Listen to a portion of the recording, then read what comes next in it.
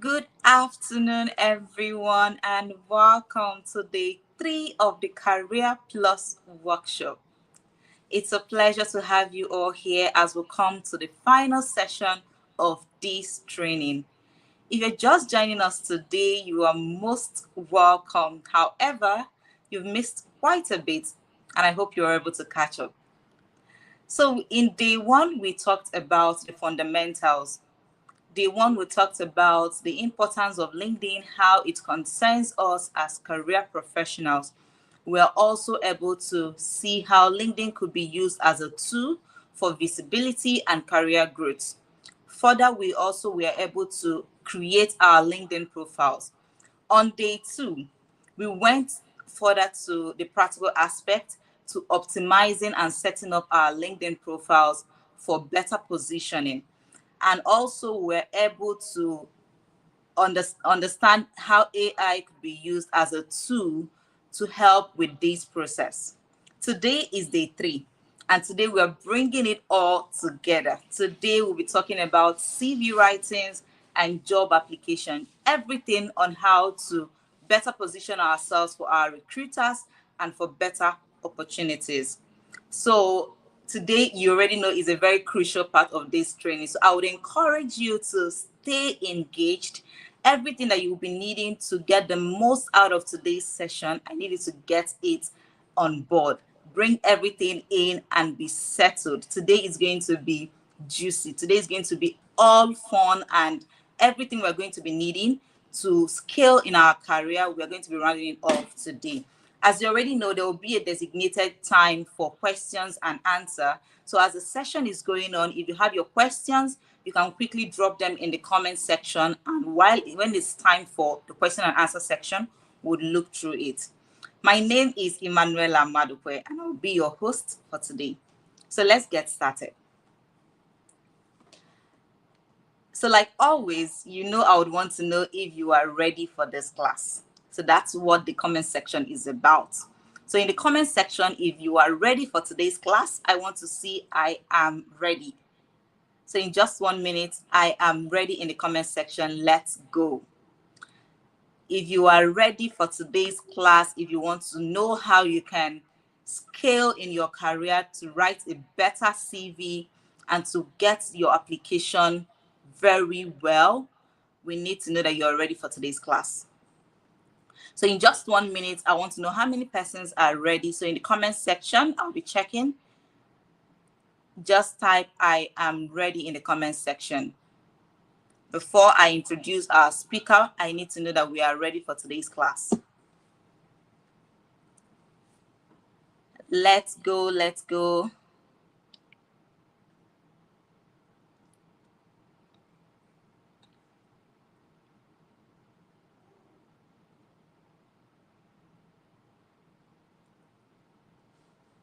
Hello, we are still waiting. If you are ready for today's class, let me see I am ready.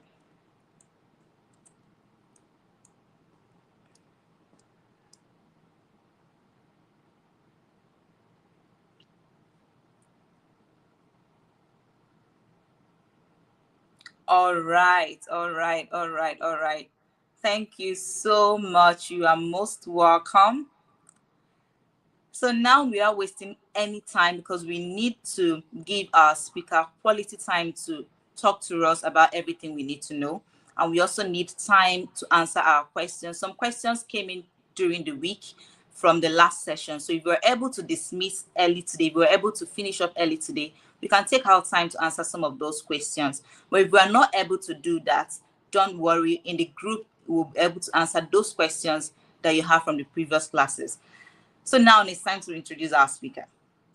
It's my pleasure to welcome our speaker for today, Umama David Ogebe. Umama David Ogebe is a seasoned people and culture manager and strategic HR leader with a passion for fostering global workplaces where talent thrives. With a proven record of translating business objectives into high-class HR solutions, she excels at creating an environment that empowers professional growth and collaboration. bringing a blend of strategic HR leadership and a people-centric approach. Umama has successfully implemented initiatives across technology industry, non-profit organizations, and consulting. Her expertise in talent acquisition, organizational development, performance management, and training and development resonates with the core values of both employees and the organizations. She demonstrates a commitment to building agile and effective teams on global scale through her expertise in workforce planning, compensation, and leadership alignment. Beyond her professional career, she actively mentors young people who are building their careers in HR and provides guidance on professional development. Driven by a profound passion for humanity, Umama believes in the power of empathy and integrity as a foundation of both business growth and meaningful partnerships. These unique combinations of strategic expertise and a global human-centric mindset makes her a compelling voice on fostering organizational health and delivering tangible business values across diverse cultures. Ladies and gentlemen, with a resounding virtual applause, let's make welcome Umama David Ogebe. Ma'am, you're welcome. Thank you so much, Ella. That was very nice. And thank you for that accolade as well. And thank you for the round of applause. So today is going to be a very interesting day. I've been meaning to be here, and I'm glad that I have the opportunity to actually take this session. Thank you very much, Eze Oma Grace, for welcoming me. I appreciate that. So we're just going to go right deep into it. So I don't want to take too much time with the pleasantries and all of that, right? But before I begin sharing my screen, I would like to know, how are we feeling today? I'm not sure we have emojis that will be used here, but I mean, I want to know how the mood in the room is today. Are you expectant? You can use the comment section. Are you expectant? Are you happy? Are you sad? Are you moody? Just use the comment section to just tell me how you're feeling. Are you excited to be here today? I mean, this is a great platform to be, and I'm very sure that this training is, you're spending little to nothing to attend this training, and it is a privilege to actually be here. So please use the comment section to just tell me if you're excited, you're expectant for today's training. So I'm just going to start sharing my screen now so we can see. Okay.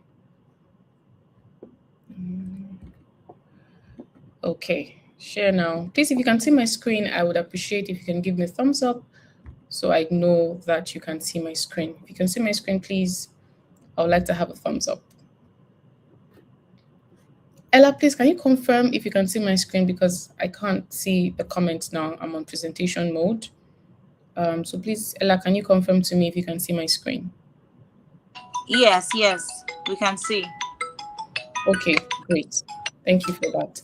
Okay, so I know that before today, we have gone through a whole lot of other trainings, especially focused on creating your profile on LinkedIn,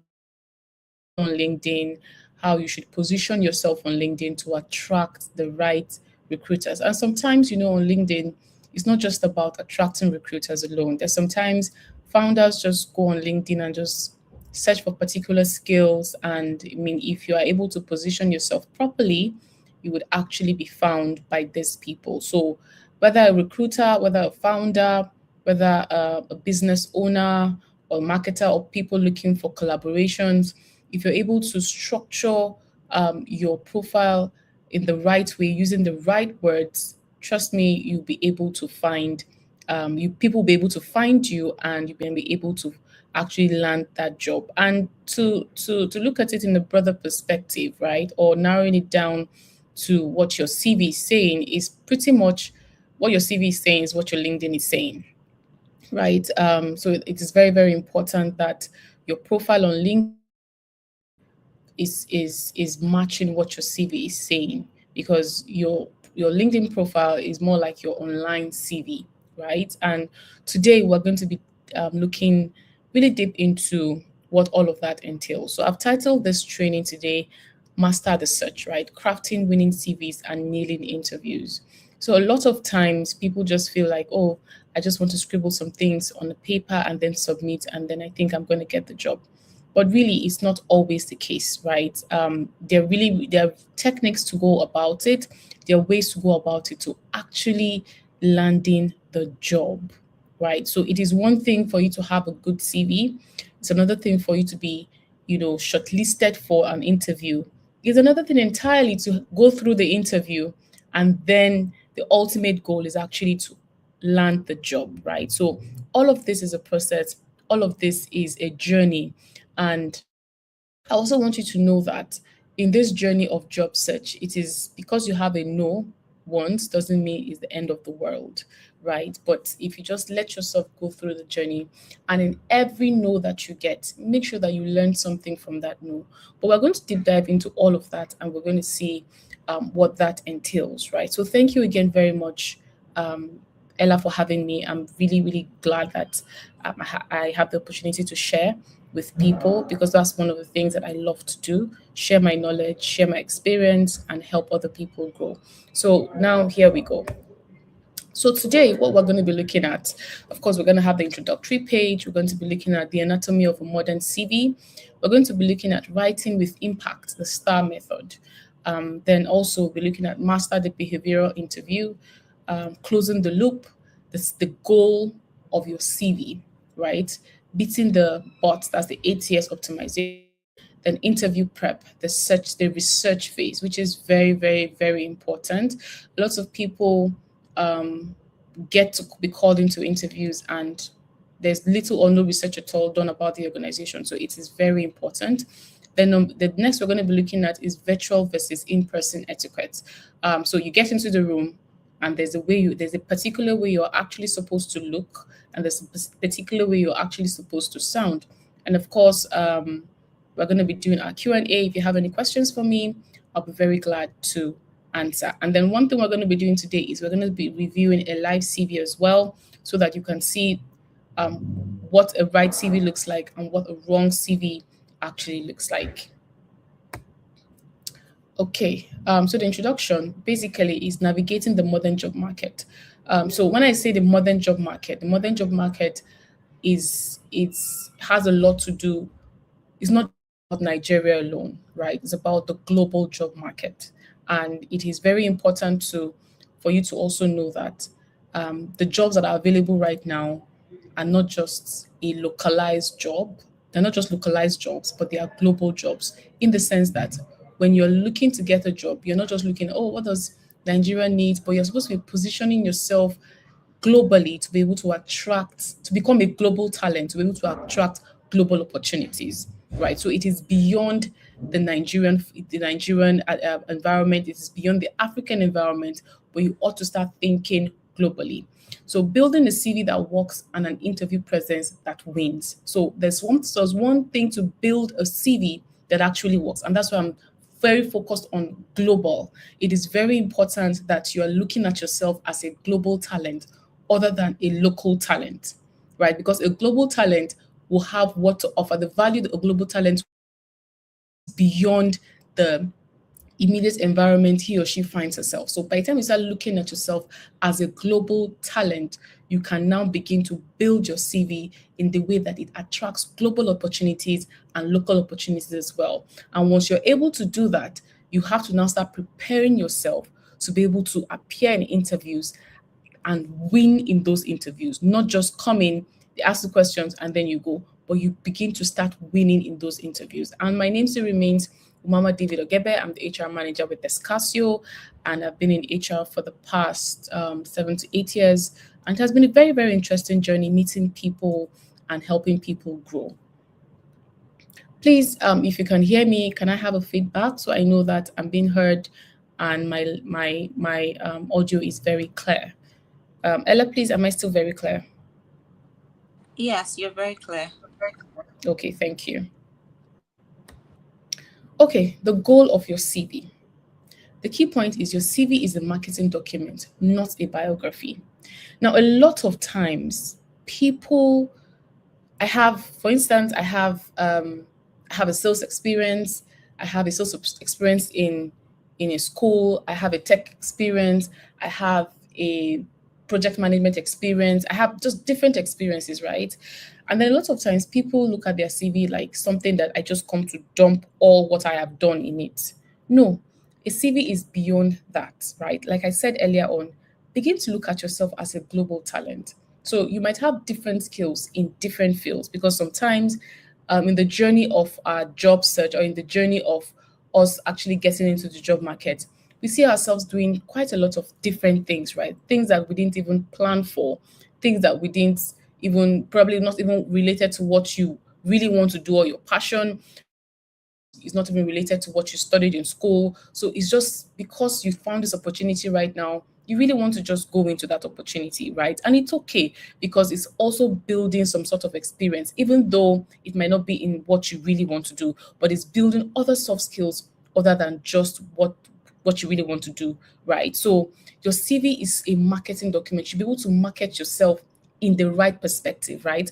And so that when people see your CV or when a recruiter sees your CV, it says, okay, this is what I'm looking for. But if you have a CV that has a sales experience, a project management experience, a cybersecurity experience, that is just a that is you actually doing a biography of yourself. Oh, I've done this and that and that and that, right? But when you talk about marketing, it's like saying I'm selling chin chin, right? And you're saying, oh, this chin chin that I have, these are the benefits of eating this chin chin. But then you are coming, if you eat that, oh, I'm selling chin chin and I'm selling granules. People are now distracted. Okay, what exactly are you selling? Right? They want to know exactly what is the value that you're giving or what that value you're giving. Is it directly is it directly of value to them or value to what they're looking for at that time? So please have this in mind. Your CV is a marketing document, right?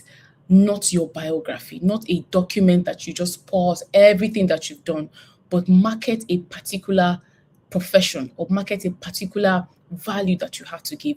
That is what your CV is all about. So market your CV, and so we're going to be talking about how to market your CVs to recruiters, right? So the number one thing you have to understand that in a typical recruiter's mind, the recruiter only has 6 seconds to look at your CV. So that is a rule that we have in recruitment, the 6 second rule. How long recruiters actually look at a 6 seconds. Now I get a CV, whether it's 13 pages, once if I cannot find what I'm looking for in the first 6 seconds, I would not shortlist that CV for anything. So that is a rule that recruiters have. So if you're going to submit your CV, for instance, for a project manager role, you should be able to structure the CV in such a way that once the recruiter looks at it, is the recruiter is in 6 seconds, right? The recruiter is able to find the skills of a project manager. But once the recruiter cannot find it, forget it. You're not getting into the interview room. You're not getting called to the interview. So, for you as a person, for you as an applicant, for you who is looking for a job opportunity or job role, right? And you want to apply for a project manager role. First of all, what do? You read the job description of that role, and then look at your CV. If you take your CV and look at it in, can you find the skills that job description is looking for? That is very important. So it's not just about looking for a recruiter to do that for you, but you can actually do it yourself. You time yourself. Okay, I pick up my CV now. I want to apply for this sales role. If I look at my CV in the next 6 seconds, can I find the skills that this job is looking for? If you cannot find it, then your job has not been tailored to that job description, or has not been tailored to that particular job that you want to apply for, right? So your CV has to pass that 6 seconds rule, and once it cannot pass it, they're throwing it out. Number two, the purpose to get the interview, not the job, right? So sometimes we are very carried away by, oh, maybe the job is paying 600,000, or maybe the job is paying 1 million naira. So you're just focused on the salary and then you just carry your CV and just submit. But remember, the purpose of a CV is for you to get into the room. So when you get into the room, that's when you begin to focus on defending what you have written. That's why from the beginning I said that your CV is a marketing document, not your biography. I know sometimes how biographies can go. Biographies can be so long and so lengthy, and sometimes those biographies can actually be boring. But making your CV being a puncher, so your goal in constructing your CV and as well as your LinkedIn, it's not just about landing the job, because a lot of times when people even go to your LinkedIn page and they look at your profile, they are measuring your LinkedIn profile by a job description that they have put by the side. So when they see it, they say, okay, oh, I can actually call this person for an interview. It is in very, very rare cases, and most times it happens in referrals, right? But it's, even in referrals, it's very rare that someone just looks at your CV and says, oh, I'm giving you the job. No, because they know that CVs, um, people can pad their CVs to put things in it that really they haven't had experience in, right? So you make sure that whatever it is that you're putting in your CV, it is something that you have done and it is something that you can defend. So the purpose of your CV is not to get the job yet, but to be able to get into the interview room. That is a very, very important aspect that you have to think about. Get into the room, which is get an interview, not to get the job yet, right? So, and sometimes some people will say, okay, I have 5 of the things they're looking for, but I don't have 2. So what do I do? The thing is, no recruiter is looking for a perfect CV. No, nobody is looking for a perfect candidate, right? But for instance, there are 7 there are 7 um, there are 7 points that they are looking. There are 7 skills they're looking for in your CV, and you have 5. It's okay. You can actually submit your CV for that kind of job because the probability of them calling you is higher than the person who has just 2 skills that they're looking for, right? And to advise as well, if you have 5 skills on that CV out of the 7 that the recruiter is looking for, and you don't have the 2, and you look at it and say, oh, this 2 is something that I can go and study about, learn about it before the interview date, it is very important that you take that opportunity to do it. So when you're coming into the interview, you're not just saying that, oh, okay, you're not just saying that, oh, I have experience in that, but I have I have a theoretical understanding of that particular skill, but I have not implemented it yet, right? So, like I said again, it is very important to know that the purpose of your CV is to get you to the interview and not the job, because entirely a different subject. It's entirely a different subject. So when you structure your CV to pass that 6 minutes or 6 seconds rule, it gets you into the interview room. Number 3, what should your CV actually look like, or what should be the focus of your CV? The focus of your CV should be impact over duties. So a lot of times you see people write, "I did this. I managed 3 people in a team."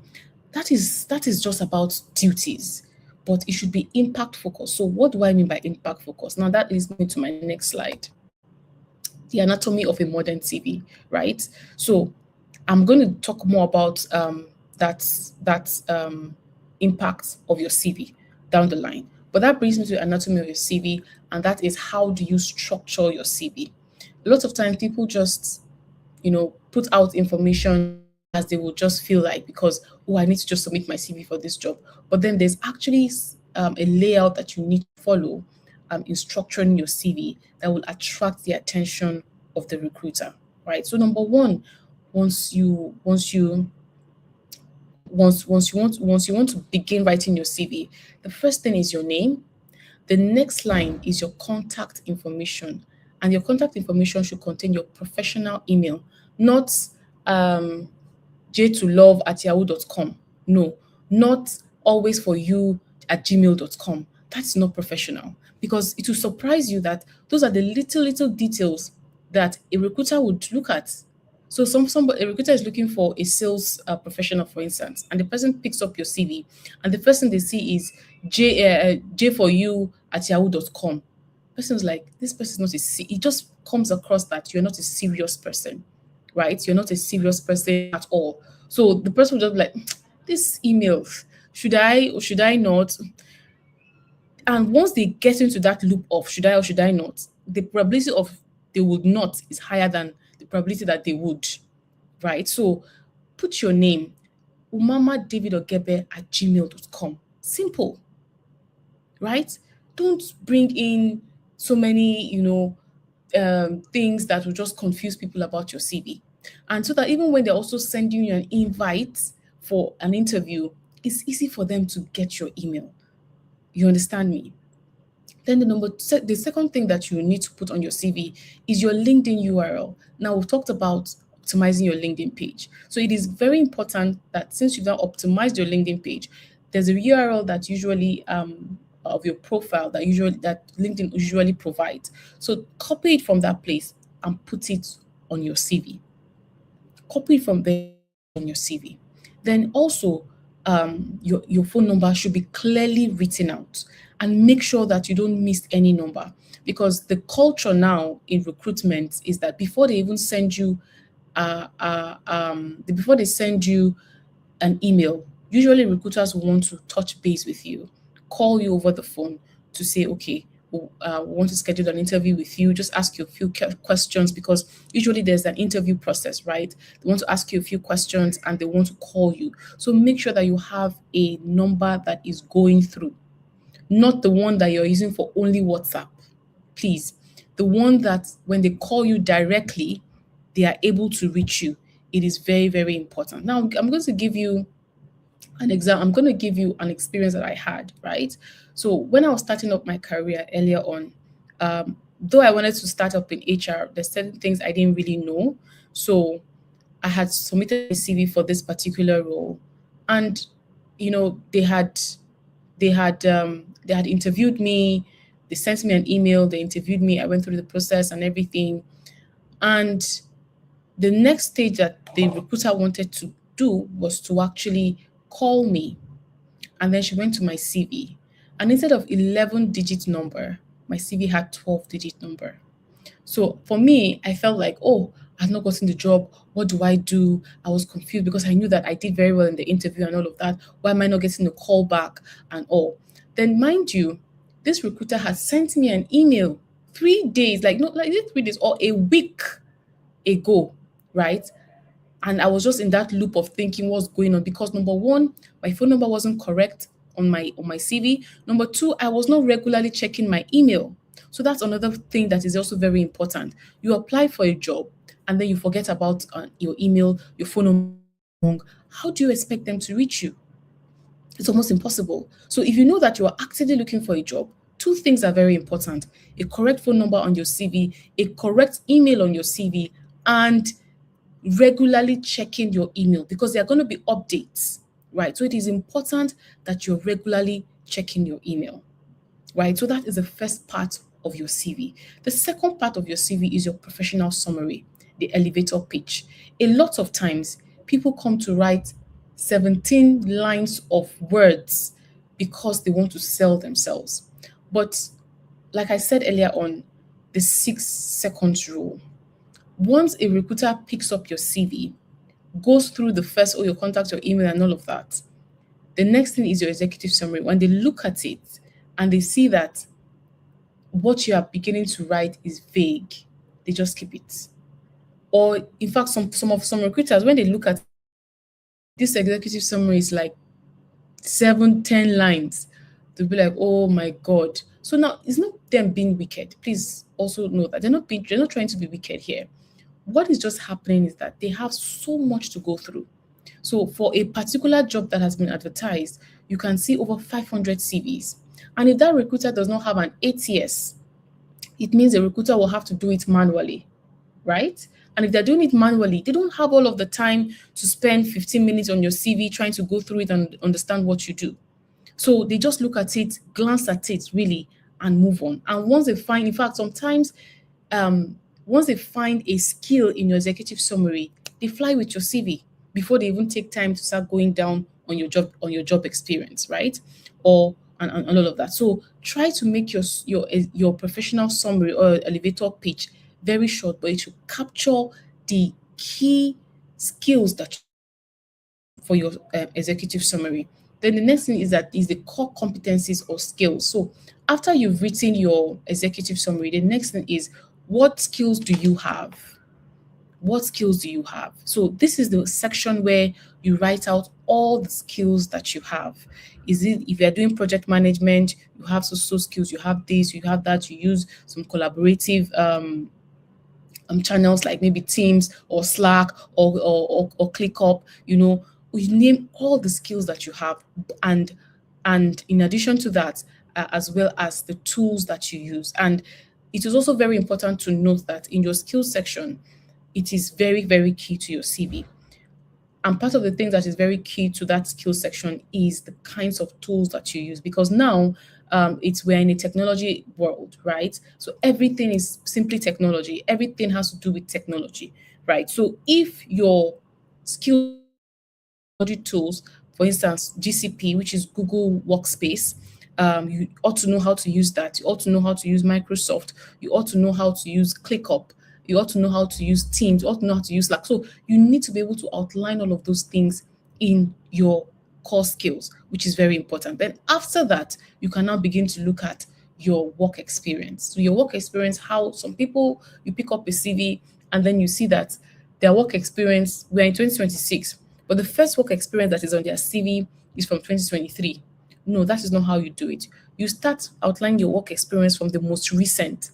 So, for instance, right now you are a salesperson in 2026, right? So when did you get the job? You got the job in 2025. So you say salesperson with XYZ company, you give your space, and then you write 2025 to present, right? It is very important. Then after that, what other jobs have you done after it? So don't just go and write in 2009 I did this, in 2012 I did that. No, it should follow chronologically, right? But in a reverse way. So with the most recent followed by the one that you did before the most recent, followed by the other one that you did, followed to the one that was most recent, right? So I'm really trying to break it down and explain to us so we know how we actually structure the CV to make it attractive for recruiters to actually look at. So after that, you can now go ahead to write your education, where you've schooled, all the certifications that you've had. You can now list all of them. Now, some people might ask, is it necessary for me to write my hobbies? Well, it's okay to actually write your hobbies, because as much as the recruiters are serious looking at your skills, they also want to see how you unwind. But don't go and clog your CV up with so many hobbies. One or two is just fine, right? And then you can also follow it up with volunteers, where you have volunteered before. If you've done anything of such, you can also add that, so they know that, okay, beyond work, they're also trying to do other things to develop yourself and gain certain skills. For referrals, you do not need to write your referrals on your CV. Please don't write your referrals on your CV. It is not important. It is not important at all. You're just going to take up space and make your CV look much more than it should, right? So if you follow all of this, I think you can actually get recruiters to begin to look at your CV in structuring that. Now, so I had explained earlier that for some recruiters, they do not use the ATS, right? Which is the applicant tracking system. That is what it's usually called. But so they have to do it manually. But then for people who have the ATS, like I said, it is called the applicant tracking system. So if you are using an ATS, now this is where it's now very, very, very, very tricky. I know that a lot of times we just scroll and we see jobs and we're like, oh, sales job, project management, I want to do this. And then you just go there, you click it, you submit, and you go to sleep, and you wait, and you don't get a call back, or you don't get an invite for an interview. Now, that is because your CV has passed through an applicant tracking system that did not find certain things on your CV that is appealing to it, and then they move on. So a CV, so that is why it's also very important that when you are applying for a job, don't just see a job, like it, the pay is good, and then you submit your CV. Take your time. See, the process of finding a job is a whole job on its own, right? That means if you're serious about it and you want to actually land a job, it is a job on its own. When you see a job advert that interests you and you feel like, oh, you can do this job, take your time, read through the JD line by line. It is very important. Read through the JD line by line. Look at the keywords that are written there, the key skills that are written there. Look at your CV. Does my CV have these keywords? No, it doesn't have it. Then you have to remodel your CV to have those words, because if it's passing through an applicant tracking system, if for instance, project management is missing in your CV, it will trash it out, even though you have project management experience. But as long as certain things in that was contained in the job description is not in your CV, it will not accept your CV. It will flush it out and saying that this CV does not match what we are looking for, right? So that is why using keywords from the job description is very, very key. So, like I said, don't be in a hurry to just, I see a job advert on LinkedIn. Sometimes I can be guilty of that as well. Oh, easy apply. Oh, fine. Let me just apply easily. Just click on it, bam, bam, and then you go. You will not get a call back because you have not taken your time to look at your CV and tailor it. And AI has also helped us a great deal, right? So sometimes what you can do is copy the job description, put it on ChatGPT, put your CV on ChatGPT, say, this is the job description, tailor my CV to suit this job description. And trust me, ChatGPT will do it for you. But now, where you now become a more intelligent person is that after ChatGPT has done that, you also have to sit down to look at it, because now there are bugs that ATS they're beginning to build some bugs in ATS to be able to find CVs that were done by AI.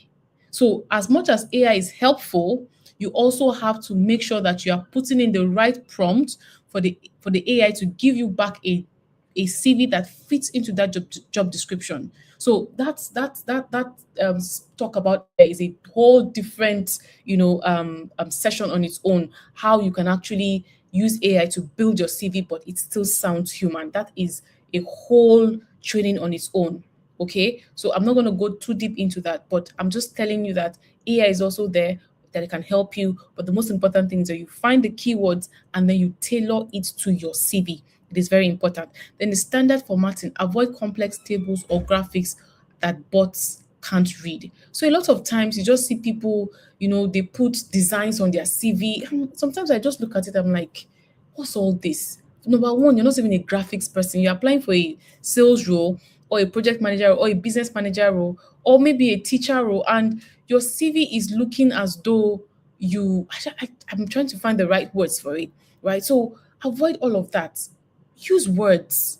Words are just fine. If you want to use a table, but make sure that the table is clear and concise, right?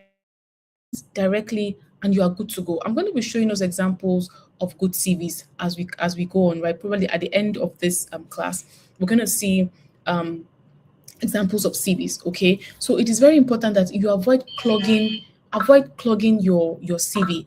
What you have not done, please don't put it there. It is not important. Do you understand? I know that, we want to make the CV look robust. We want our CV to be 3 pages. Trust me, you don't need your CV to be 3 pages, especially if you are an entry-level person or a mid-level person. Your CV doesn't have to be 3 pages. It can be 2.5, it can be 2. Fine. But when you are now in a leadership role, the way you structure your CV is totally different from how a mid-level and a beginner or entry-level person will structure their CV. So please don't don't give us 4 pages or 3 pages of CVs. To be honest, I know a lot of recruiters are like myself. When we see 1, 2, 3, 4, and this person is applying for what? Sales associate. Sorry, sir, we're not doing it. I cannot go through this. We'll just throw it, because if you are applying for an associate role, it means you've not gained enough experience to have that amount or that length of CV. So avoid all those plenty talks. Do you understand? Even for your job experiences, maximum of 5 lines is okay for each experience. You don't have to put 10, 15 lines to say, I've done so much in this role. The major thing is to find the keywords and put it in there. Then also, I see some people, when they're submitting their CVs, you submit your CV in Word. Trust me, once, for an example, we have talked about LinkedIn and we apply a lot on LinkedIn, right? And when you apply, you upload your CV in Word format. Now, the disadvantage of uploading your CV in Word format is that when the recruiter is going through your CV, for a Word format, recruiter will have to download the CV before they view it. But for a PDF format, the recruiter doesn't necessarily need to download it. The recruiter can just, in fact, the recruiter does not even need to click on it, because as it's open, you're going down the CV. You can see the CV when it's saved via PDF. You don't need to download it. So if the recruiter wants to see it, the person can now click download. The recruiter does not want to see it either says not interested or the person moves on, right? But once you put it in Word, it means the recruiter will have to download it. And trust me, no recruiter wants to have thousands of CVs on their laptops or on their computers that they later have to go and start deleting. They don't want that extra work. So please avoid file naming your CV, or rather, you avoid filing your CV in Word, or file it in PDF. And once you are naming your CV, don't go and say sales position CV. No, put your name, Umama David Ogebe CV, PDF format, and you upload it on LinkedIn, or you keep it on your laptop whenever you want to apply for a role. Then you can go ahead to apply for it. Please, I just want to check in again. Am I still very audible? Are we following? I can't really see the comment section. So Very Ella, please help audible. me. Pardon? You're very audible. Yeah, you can continue. Thank you. Okay, thank you very much. So it is very important that you're saving your CV in the right format and naming your CV in the right format as well. So those two things are very important. So when a recruiter downloads your CV and they're looking for it, it is easy for them to look for. It is very easy for them to look for, right? Then number 5 is writing with impact, the STAR method, right? So we'll still look at this also in the interview part of it, what STAR is, right? The meaning of situation, task, action, and result. Situation, task, action, and result. So when you're writing your CV, what you should be following is action verb. That means I did this. Do you get? So for instance, you're saying, instead of saying managed a team, use led a team of 5 to increase sales by 20% in Q3. Right. So now, previously I had said I was going to talk more on this, and this is where I'm talking about it. Right. So you're not just going to be saying, I manage a team, I sold 5,000 this. I know. Instead of saying manage, you say I led a team of 5 to increase sales by 20%. So you are using numbers, percentages, and data when possible. So that when the recruiter comes in to look at it, that's what the recruiter is looking for. I can find. Right? The project manager, you say, I led a team of 6 that managed to so project and brought it in completion within the space of 2 weeks. So everything is stated clearly. And in doing this, you are also telling people that you have taken an action, you have done the task, and this is the result of it. I led a team. That is the action that you took to increase sales. That's the task that you put to increase sales by 20%. The results, you did it in the 3rd quarter. So everything is also time bound. So when a recruiter sees this CV, like, oh, okay, this person knows what they're doing, and they're able to track what they are doing. And a lot of times, what also hampers us as people who are looking for jobs is that we don't know how to word what we have done.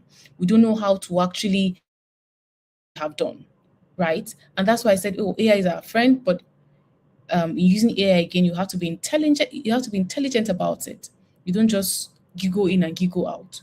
So for you to be able to use AI effectively, you also have to use it systematically and intelligently as well. So it is very important that everything you have done that is being put in your CV is measured, and it is in the action verb. So not that I ran, or not that I am running, not that I am running, right? So it means you are still in the process, means you've not really done it, but is that I ran 10 kilometers in 1 hour. It is very clear and concise. So Please, if we do have questions, we can save it. We're going to take questions at the end, or we can keep our questions in the comment section, and then we'll get to it once we are done with this. Now, this is interesting part also as well, the interview prep, the research phase of it. So now what I wrote here is confidence comes from preparation. So now you have submitted your CV, they have called you for a job interview. You're very excited about it. You're very, very excited, and you're just waiting for the interview time to come, right? But you cannot be confident in that interview room if you have not done your research on that organization. Now, beyond doing your research on that organization, you also have to do a research about that role as well, to be able to know exactly what the role is about, what the organization is about, what they have done, what they are doing, and probably even what they might even do in the future is also very important. So research about the company's mission and recent news, right? Any serious company that is calling you for an interview should have a website, should have a company page on LinkedIn that you can find something about them. Any company that you cannot find anything about them, I will tell you to be very careful. If you're going to be attending that interview, especially if it's going to be a physical interview, you have to be very careful. So, but it's very important that you research about the company, their mission, their vision, especially their core values. Now, why do you have to research about their core values? Because it is important that when you are speaking about yourself in the interview room, you marry their core values to also be a core value. So in the interview room, when they're interviewing, they're not just interviewing you about the skills that you have. They're also interviewing you to know how you fit into their culture, right? And their culture is basically how they do things, what they hold dear to them. Do you understand? There are some companies that will say they value customer feedback.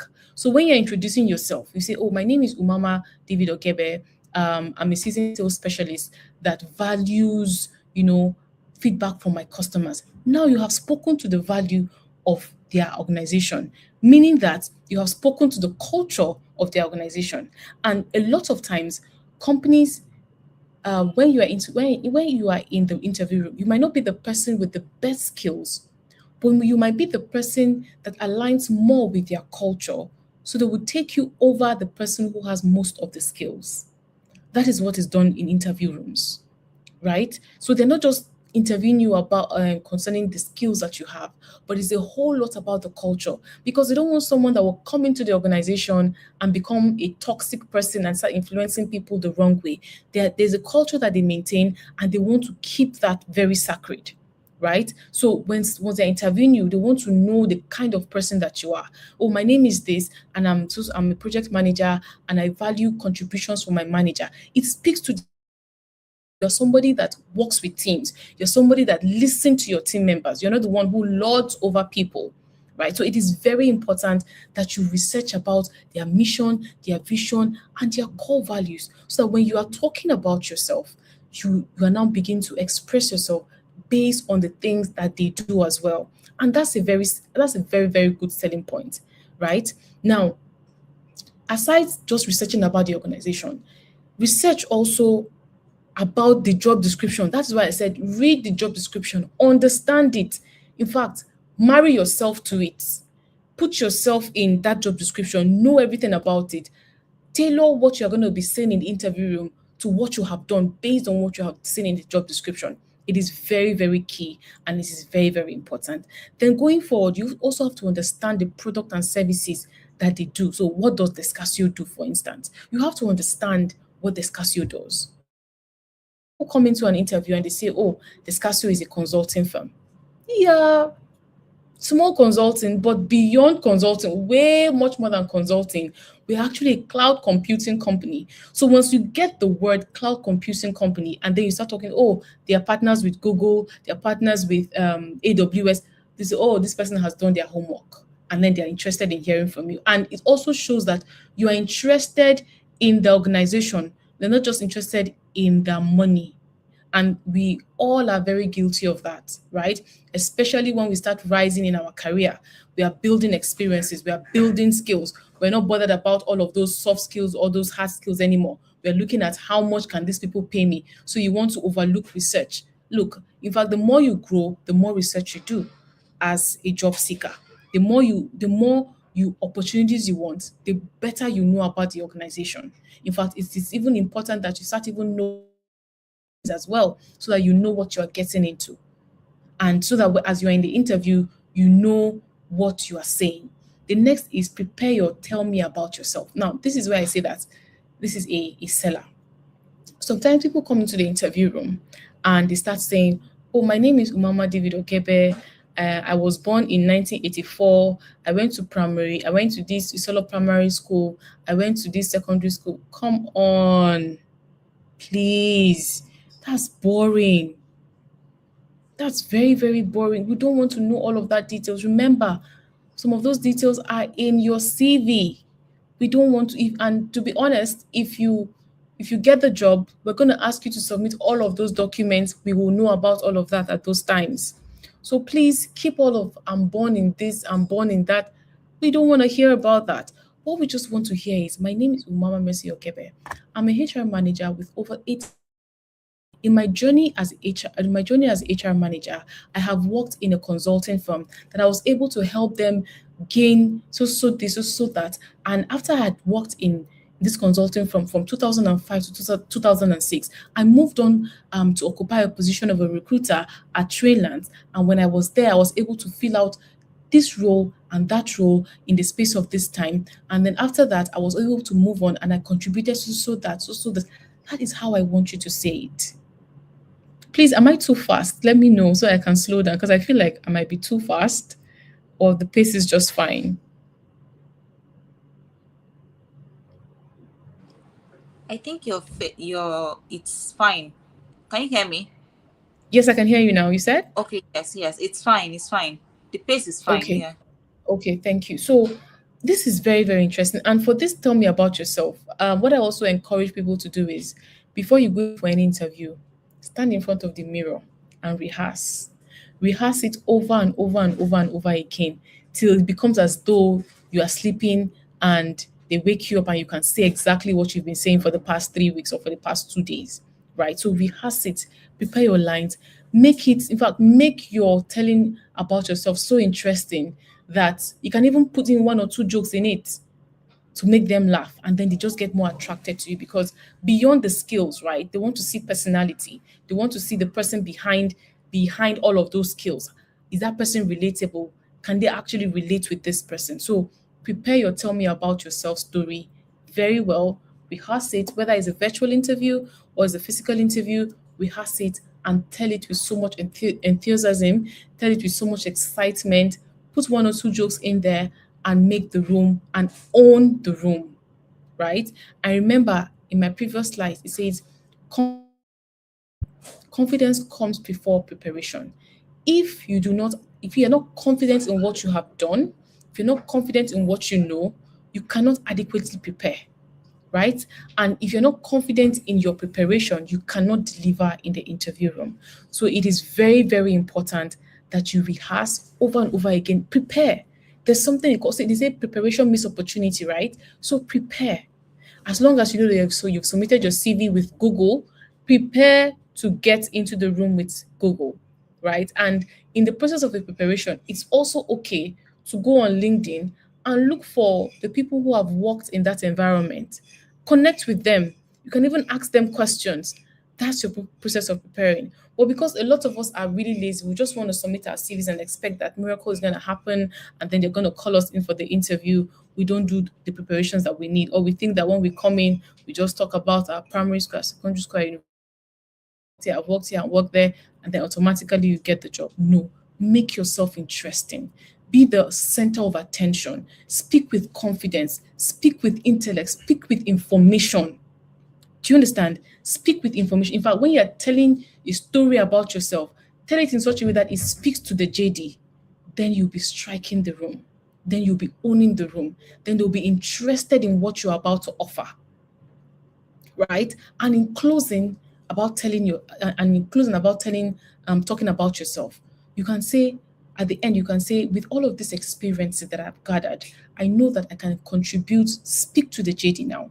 I know that I can contribute in the project management of this product that you want to build.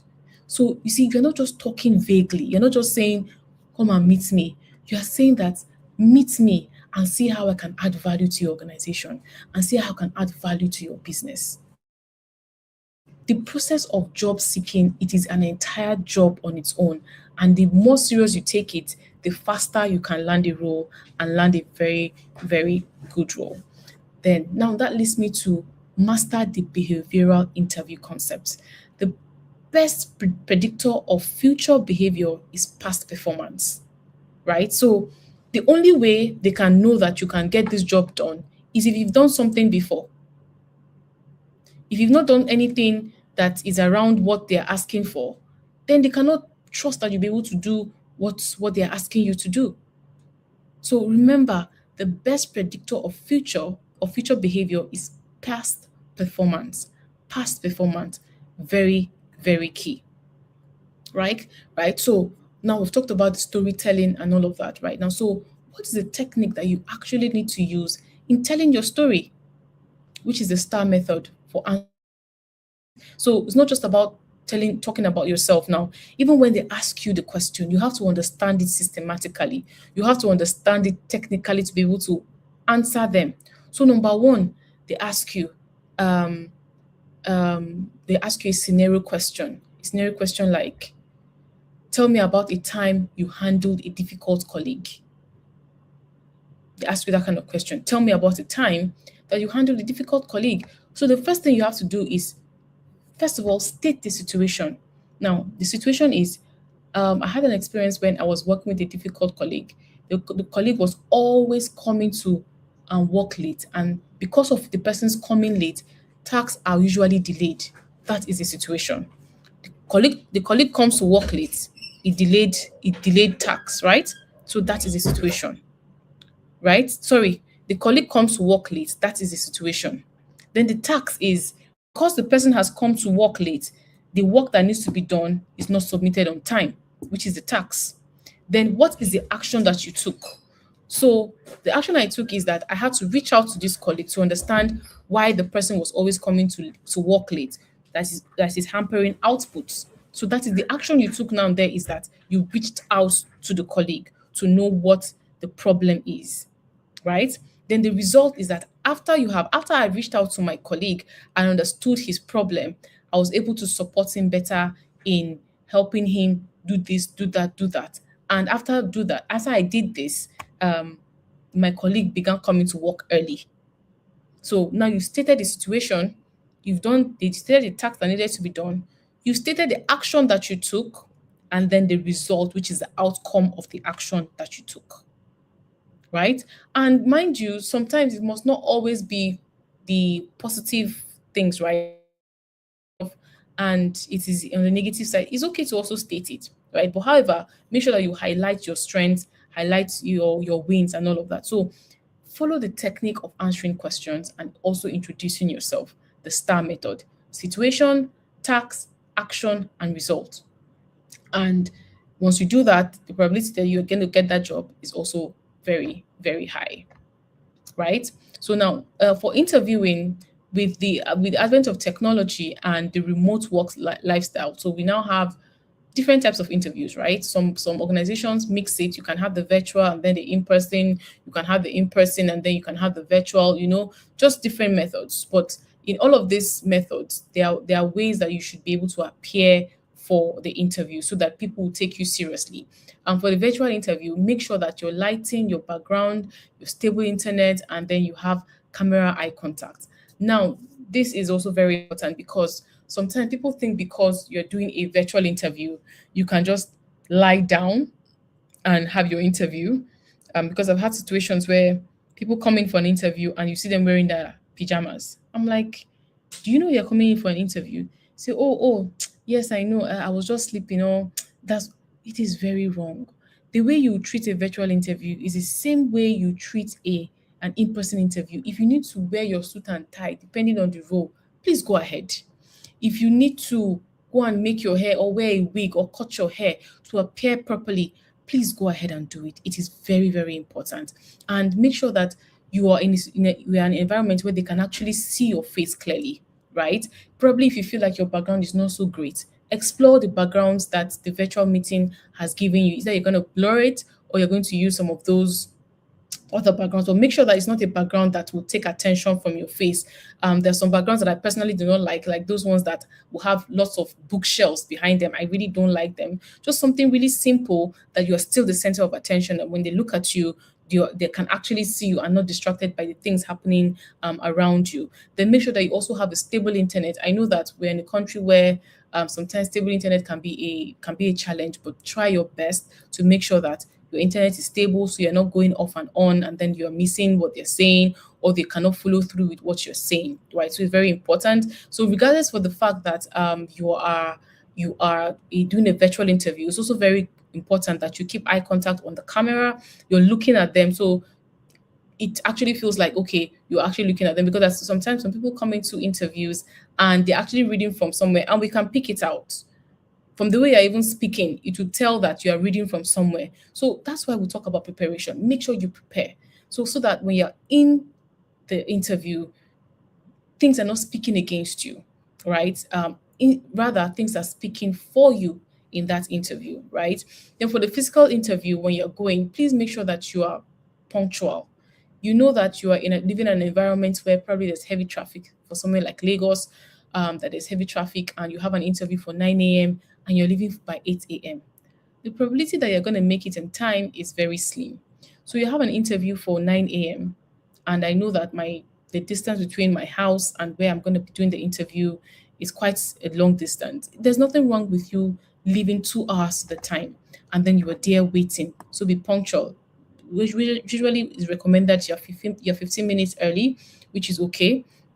But if you're 30 minutes early, it's okay as well. But make sure that you're punctual. Don't let them wait for you, and so that you're not coming in agitated, unsettled because you know you're behind time. You have to explain yourself. Oh, I'm sorry, and all of that. Likewise for virtual interview. So because you're not there physically, it means that, oh, because they say it's 10 a.m. I can join 10 a.m. Please join 5 minutes to 10 a.m. so that you are settled. If you need to test your mic, if you need to test your internet, whatever it is you need to test to make sure that everything is working properly, test it. In fact, put on your camera, look at your face. Is my face presentable? Do I look presentable in the camera? Do all of that before the meeting actually starts or before the interview starts, right? And then be professional in your attire as well. Don't just wear anything you feel like because, maybe it's a tech firm. So, no, appear professional. You can be smart casual. If you want to wear your suit, I mean, you can go ahead, but I always recommend a smart casual. Probably you're wearing a shirt and a jean or a shoe, just really appear very well. And then your body language as well. Don't, there's some people when you're speaking to them, their body language is as though they're not interested in the job. And sometimes I just ask myself, okay, now you're behaving this way. Why did you apply for the job? Right? Why did you apply for it if you are not interested? Because your body language just speaks, just get this thing done and let me leave this place. So please go with positivity, go with confidence. So when they see you, they're also the recruiters are also on the edge of their seats as well, because it's like you're giving them a run for their time, right? So appear professionally, maintain a positive body language, be interested, be in the room. Do you understand? Be in the room. Ask questions if you want to, right? And yeah, I think I missed that as well. Ask questions. It's very important. When they are done with your interview, you see, you have any question? No, I don't have any question. No, have question. Have at least, if you don't ask any question at all, one question, right? At least you can ask a question to say, okay, now that if I get the opportunity to work with your organization, what is expected of me in the first 3 months? So they know that you're ready to take on responsibility. Oh, okay, as I'm coming to work with the organization, what is your financial strength at this time? Do you think where you are financially, you're able to stay afloat for the next 5 to 10 years? So they know that you're interested in the organization. Ask them intelligent question so that they're able to ask. They're also able to sit back and ask. And you can also ask questions like, okay, what does the learning and development opportunity look like in your organization? So that way you're also understanding what their culture is, what they stand for as well, right?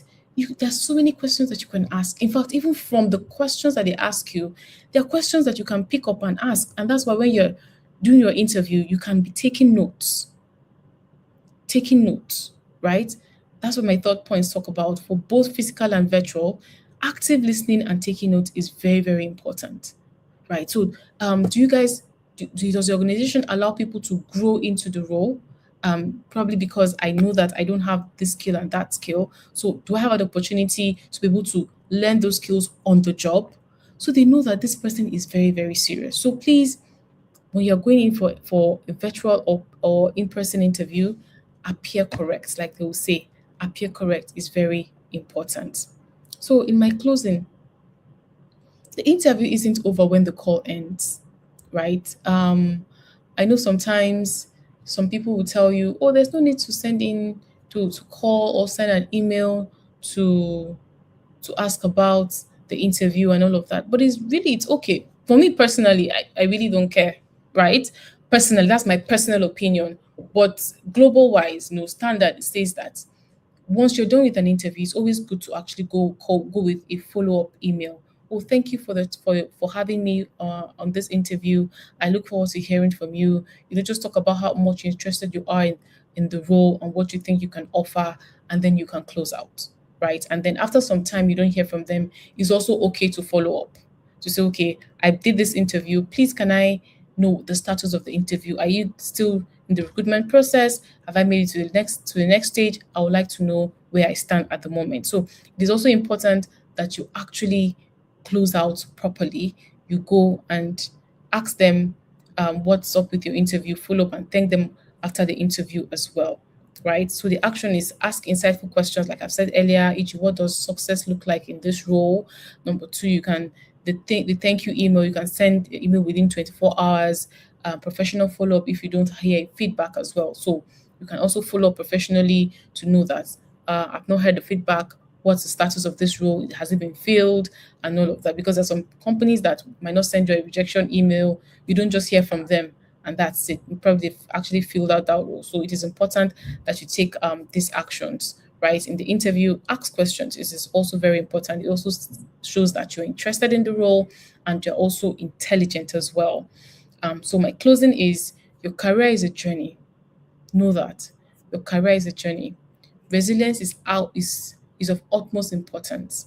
So you apply today, and then tomorrow um, you don't get the feedback, you get discouraged.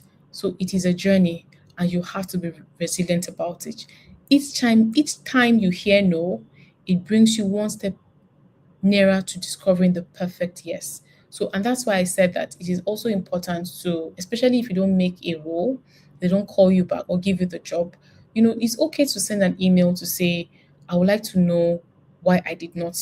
If it's okay with you, please tell me why I did not get the role. So it helps you learn and build up to your next interview, right? No, it brings you one step nearer to discovering the perfect yes that aligns with your goals. Okay, so don't be afraid. Remember, your career is a journey. It's a journey. It is a journey. It is a journey. Thank you very much. And I still remain Mama.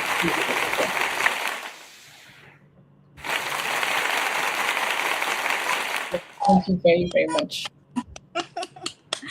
Thank you so much, Umama. That was a very insightful session. Like you could even tell from the comment section where everyone was busy saying, this was more than I could even imagine. Someone even said, I've been doing it all wrong all this while. Thank you so much for this training. It is very insightful and we appreciate your time. We appreciate your knowledge, you sharing it with us today. At least now, my notebook is filled up. You know what that means. There are lots of things to adjust. There are lots of things to add to the things we already know. So thank you so much once again for that wonderful session. We're going to go quickly to the question and answer session. So if you have questions, you've not dropped it yet, I think you should go ahead to do it because we just have few questions to take for this class. Every other one can come in afterwards. Okay, yes, the question and answer section. The first question I have here is about work experience, right? You talked Mhm. about the description, you describing what you did in a particular job role. Yeah. Is it particular to industries? Because I hear some persons say, especially those ones in the oil and gas industry, they talk about how they love bulky description. Like they want you to describe every single thing you did in that role. I don't know if they have that like magnitude of time to check through those things, or it's just how they do. So talking about job, because you advise that we keep it short and very precise, so I'm asking, is it tailored to an industry, or this just a standard, this is how it's supposed to be? Okay, so different industries have their different requirements, right? And oil and gas is pretty much peculiar. So oil and gas and non-profits, they're actually peculiar because those ones really want you to outline everything that you've done, right? And now, why they're doing that is because most of those kinds of organizations, they don't just use recruiters that just come through your CV. It's because they're using ATS, and that's why I also stressed on the fact that once you're building your CV, make sure that it's being tailored to the JD. It is very important. So even if your CV is 17 pages and all of that, um, you are, if it's passing through the ATS and those keywords aren't there, then you're not going to get a call back, right? You're not going to get a call back, right? So, however, for the oil and gas and the non-profit I just spoke about, as much as they want it bulky, that's why I also said it depends on experience. So there are particular roles that they expect that your CV should be bulky. There are certain roles that if your CV is bulky, they're asking, you just came out of school. How come you have 3 pages of CVs? You understand? So Yeah. so if you're vying for probably a managerial role, it's understandable if your CV is getting to three, Mhm. 4 pages Yeah. because you've done a lot of things. You've had over 8 years of experience. You have 10 years of experience. And you should be able to document what you've done. But if you're going for a mid-level role, probably a senior specialist or an entry role, and you're having that length of CV, then it begs the question, right? So as much as it is specific to industry as well, the level that you're applying for or the role that you're applying for also is very, very key and very important too. Yeah, and I hope I answered your question. Yes, very much, very much. Thank you very much. Because I asked the question because I have some friends in that industry, and sometimes when Mm. they see some CVs, they are like, "Is this CV?" And is this not supposed to be the standard? But then you look at their CV, you're seeing 10 pages, 12 pages, and I'm wondering who would sit down to read this kind of CV. But now I understand it perfectly. So thank you Yeah. very much. The second question we have here is, what if you are applying for a role that you've never had a prior experience in before, but you've done some training in that field and looking to put it into work? So someone dropped it in the comment section. They Okay. don't have experience in that role, but they've done trainings in the role. So what do you advise they do? Okay, so that's why it is very important that you look at the JD. So, if you've had some, if you've had some trainings in that particular role, the JD will also require some things that you might have experience in. So, it is very important to read your JD, right? So it means that you're going in for that role as an entry level person, right? You're not going as an experienced person. So if you're Yeah. going for an entry level person, you would tailor your CV as an entry level person. So for instance, you want to apply for a project manager role, but you've never done project management before, right? But you have project management certification, but you have done something in administration. Put your administration experience, put your certifications, and in everything, there's just the way you tailor things. So, beyond the formal work experience, there are certain things that you've done. Maybe helped organize a birthday party before. Do you know organizing a birthday party is project management? Yes. Right?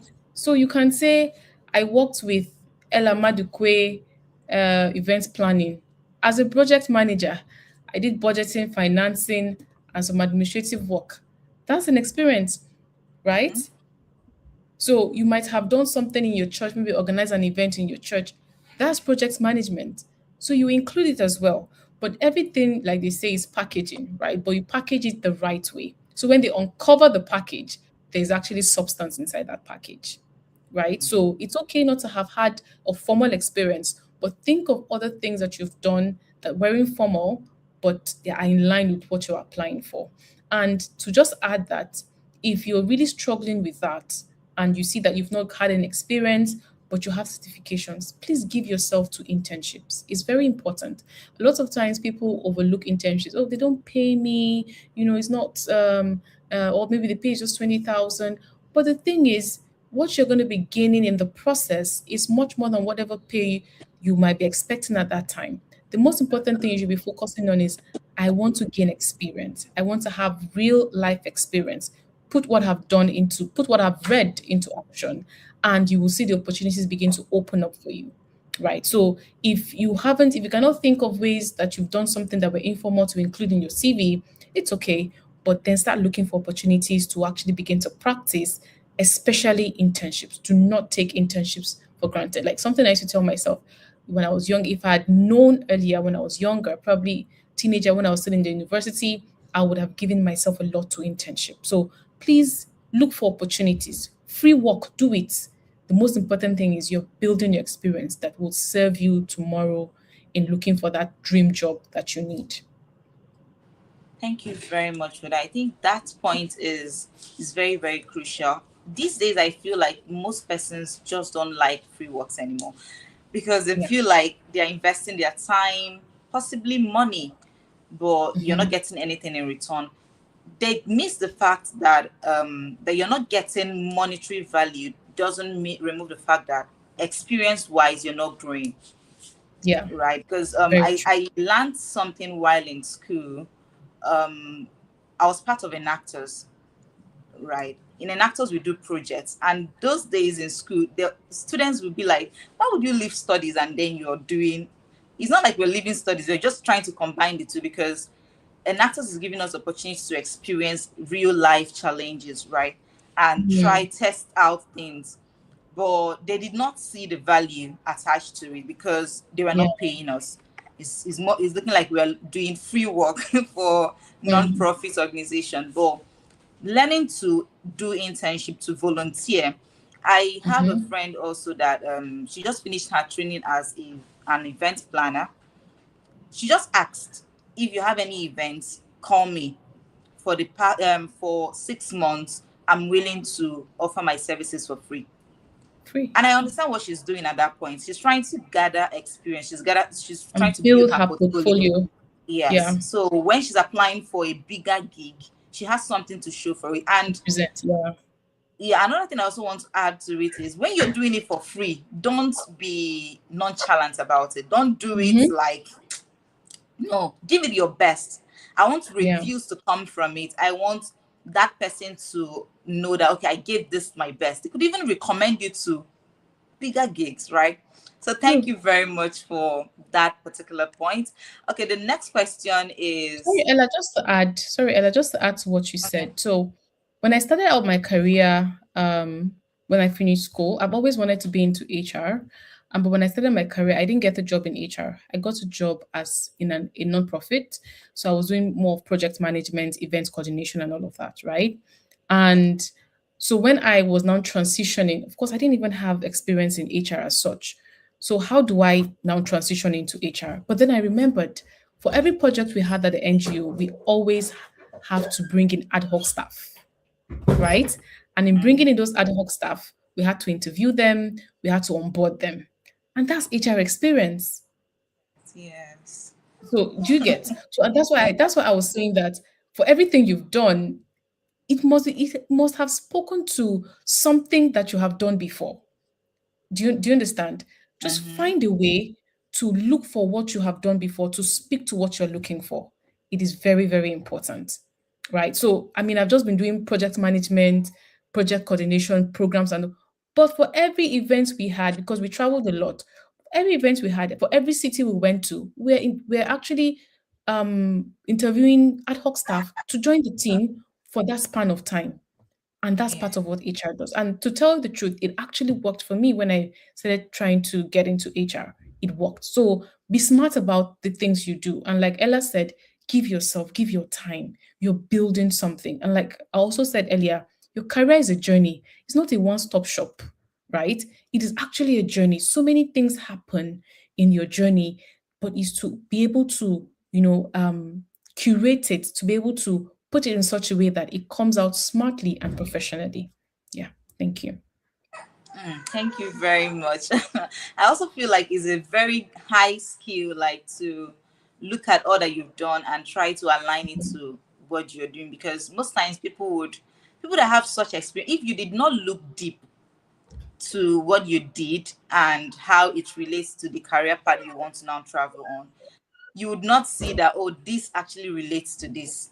You are doing True, I HR agree. work in this job. Yeah, so you need to sit and it's a skill on its own, but Mm, we'll not talk about it. Thank you very much. Okay, let's go to the that's next fine. question. This question is, how do we research on companies that we found on job sites if you are not on LinkedIn? I think you Okay. mentioned something like that. So, okay. Yes.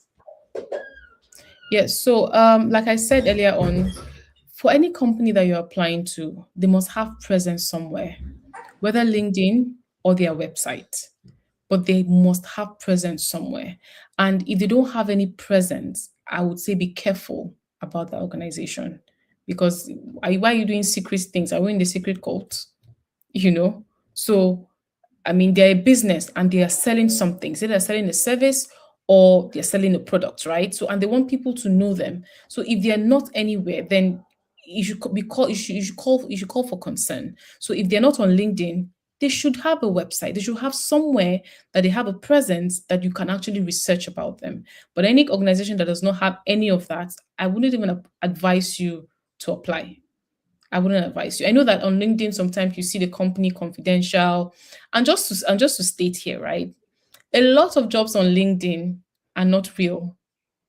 Yeah. A lot of them are not real. A lot of them they're just looking for data to build something, right? So you just see them they're advertising a role, they tell you confidential, or they just keep advertising a role for so long. You're like, I've applied for this thing. I know I'm qualified. So why are they not?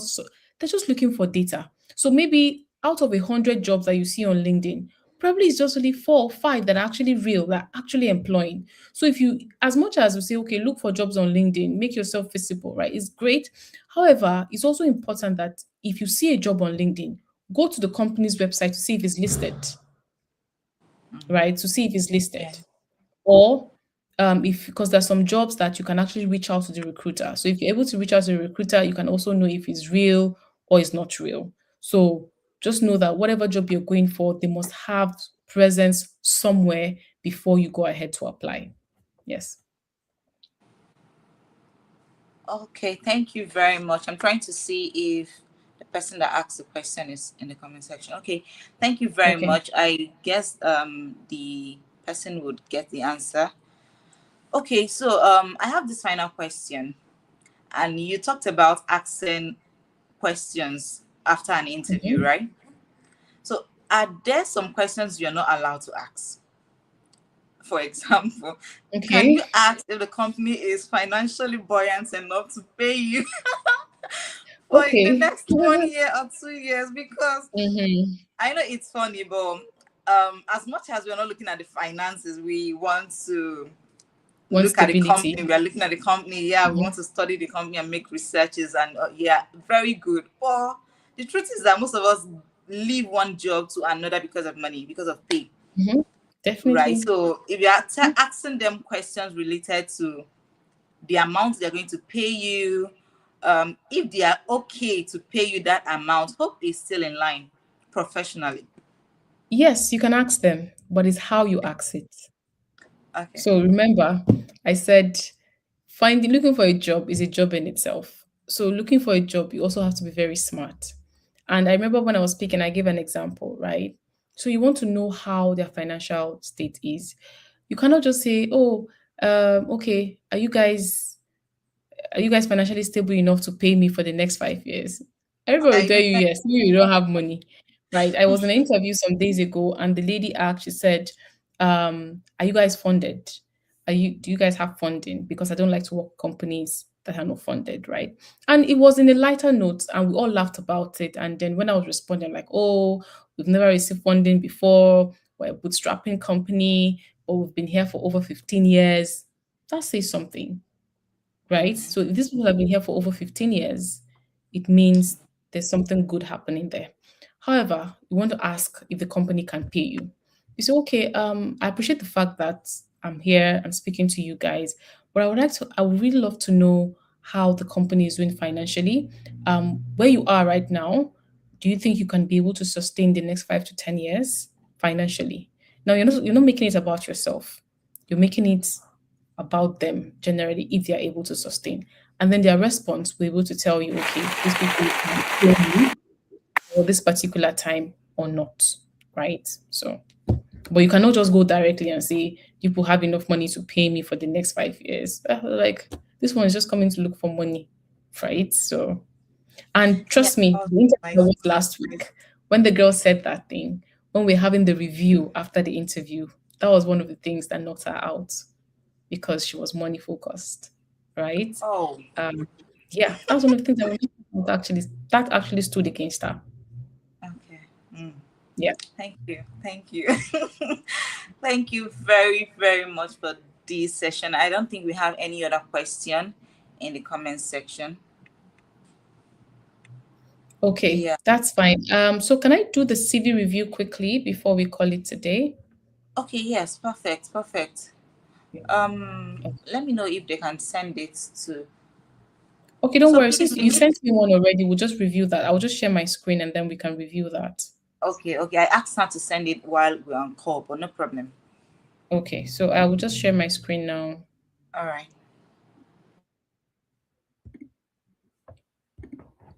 Please let me know if you can see my screen.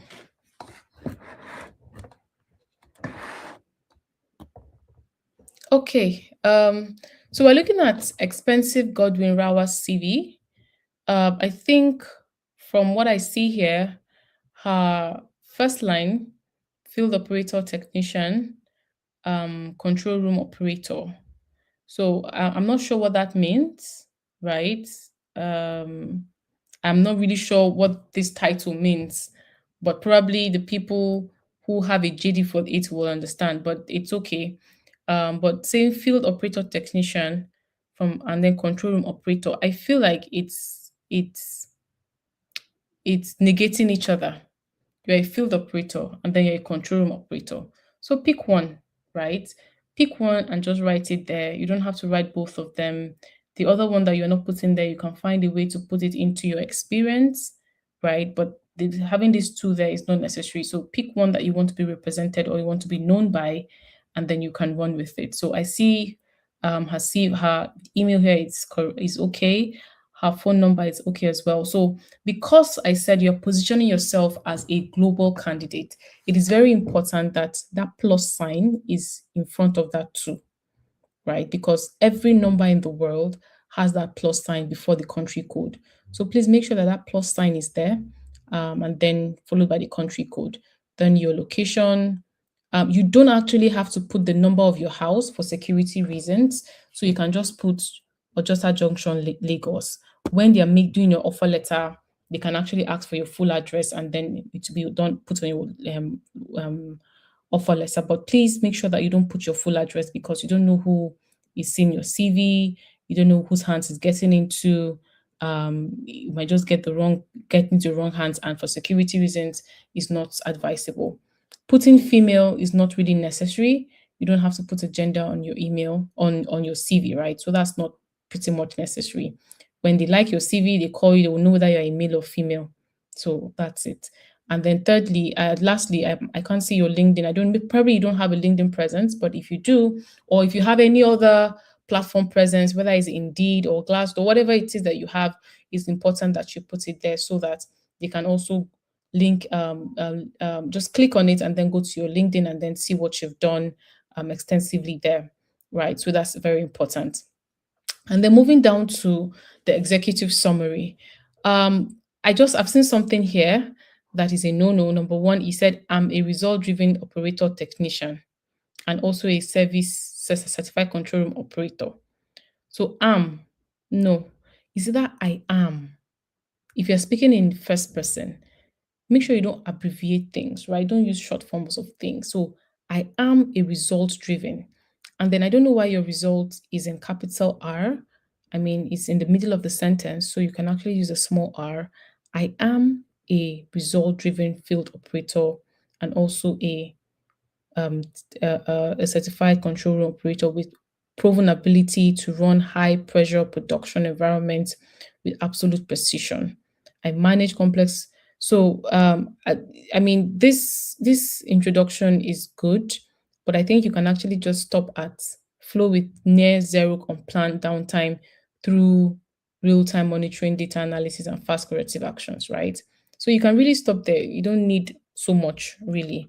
Just be precise on what you're talking about. Then the next thing, as I say, education. Education is not supposed to come next. Please, your skill, because you're selling yourself, you're marketing yourself. Right now, they're not looking for the school that you went to. That's not what they're looking for. They're looking for how you can actually add to their organization. So this education should come last. The next thing I see here is project. Project should come last. Yes, we know you've worked on project, but please, we want to see the skills that you have. This thing you've talked about in your summary, what is a skill that you have that speaks to those that speaks to that executive summary? So the next thing is your skills. Then the next thing you go for is your professional experience, right? So you said process operator, field operator, 2024. We have to know the span of time you are there. You started working. Is it? Have you stopped working there? Is it? If have you stopped working there? We should know. You work from there 2024 to 2025. Are you still working there? Let's know 2024 to present. So we need to know. We need to know, right? Um, where the place was located. Well, it's fair. It's okay. You can write it there, but it's not really necessary. But this, we need to know where what was the span of time you worked at this place, right? So I see because of the peculiarity of your industry, you have to outline certain things in certain ways. I think what you've done here, it's okay. It's smart as well. It's okay, right? Uh, yeah, that's okay. It's getting long now, but it's okay. So now I see that in your internship, um, okay, so you gave a span of time, which is good. Which is good. It's okay. Then, so now after this experience, that's when you can now bring in your education, or if you don't want even your education, after this experience, since you've worked on certain projects that you want to highlight, you can actually bring in those projects after your experience and then your education and then your certification. So those skills has to go back up. This all the skills you wrote here has to go back up, right? So that it's more highlighted. So also with this, after your skills, you can write your achievements, something that you think that was really wow that you did. You can actually write them out and just have them written there as your achievement. Then you can now go in um with your job experience, right? So, but largely, I think this is okay. If you can make those changes, you're good to go. You're good to go, really. So, yeah, I think that's it. Thank you very much, Ella. That's it. Thank you very much, Omama, for that. I hope expensive. Are you here? I hope you take note of all the corrections that she made. So once again, today's session was amazing, very much insightful. The things we need to know now, and we should start working on now. I'm very grateful for that opportunity, Umama. Thank you so much for having us. Thank you for Thank sharing your you. knowledge once again. So now we've come to the end of this training. I'll be handing over to our head coach to round off everything. It's a privilege for you all to join us from day one, day two, and today. We've touched different aspects from understanding LinkedIn to optimizing our LinkedIn, and today that we talked about CV writing and job applications. It has been an awesome experience so far. So if you've missed any session, I advise that you go back to get the recordings from YouTube and make sure to follow through and understand every part of it. The group will still be open, so you have questions, from reviewing the past days, the past sessions that we've had, and even today's session. If you still have questions, please do well to drop them in the group, and we'll look for how to answer every question. Our hope is that you are going to take action, because now we are done with all these things. The next step is for us to take action, because if we do not take action, then this training is as good as useless. Thank you very much once again. Now we'll be handing over to Coach Madukwe. Thank you, sir. All right. Good afternoon, everyone. Thank you so much for staying with us from 3 o'clock till now. I appreciate you making our time to be with us. And I want to say a very special thank you to our awesome coach, Umama. You did very great job. I actually took a lot of notes on several things you said. Specifically talked about your professional summary, pointing out what your skills level are, what you've been up about, and also trying to make it very short. That 6 seconds glancing through your CV is very, very key. And I actually learned a lot on that. Thank you so much. It was actually priceless. Imagine if you had had a paid class. I don't think 50K will be enough for the class for everybody. We really appreciate. And just like Ella rightly said, we just hope that everyone that have been in this class would actually action every single thing, every single skills, strategies, every single tips that was shared through how the 3 weeks of this training. And just to also emphasize, we are here to help you through this process, because the goal is, as we are sharing job opportunities on our main group, I want to see people closing out and sharing their testimonies that all these things actually worked, right? So we appreciate. And I would love to also mention that you can always come back to these YouTube, what they call it, playlist, right? Because we are going to do a mobile version of how to optimize your LinkedIn, right? And stage by stage, just like we've discussed initially, so that you'd have how it feels on your mobile. Because all through the first week, second week, we've been using our laptop to do the demonstration, and most people might not have laptops to do these things. So we are going to do maybe 2 minutes, 3 minutes short YouTube short videos on how to actually do this, how it looks like, and how to make your CV to be your LinkedIn to be well tailored and also attract, because you know that we agree that the goal is for recruiters to reach out to you and call you. Thank you so much, and we appreciate your time. We'll share this recording. It's always going to be available, and any more extra questions or help you need, you can always pass it through Ella. She's always there to answer questions. The ones that she needs more detailed response, we can pass it through Umama and also myself, and we give you the feedback. Thank you so much, and we appreciate for being part of Career Plus Workshop. We'll also have more trainings after this on specific areas that will also help us even while we've gotten the job and all that. Thank you so much, and have a very blessed week.